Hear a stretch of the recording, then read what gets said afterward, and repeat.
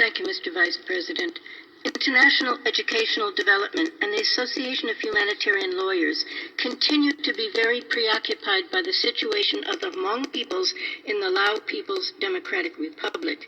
We note that in spite of statements by the Lao authorities that the Hmong enjoy the same rights as other Laotians, in reality they are persecuted in the extreme.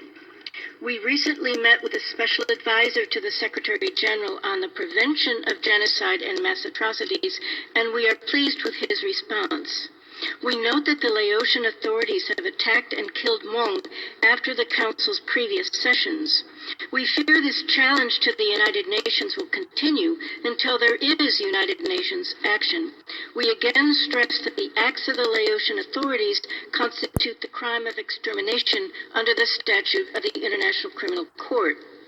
In our discussions here and in our written statements, we stress the need for a UN-established safe haven for the Hmong in their traditional territory as the government at home continues speaking of and acting on its intention to wipe them out by all possible means and as soon as possible. Such a safe haven would allow communication among the Hmong people, aid providers, and supporters. While unusual remedy, there is nothing in the UN system that would counter it. The situation of the Hmong people invokes nearly all mandate holders of the Council. Thank you. May we now call on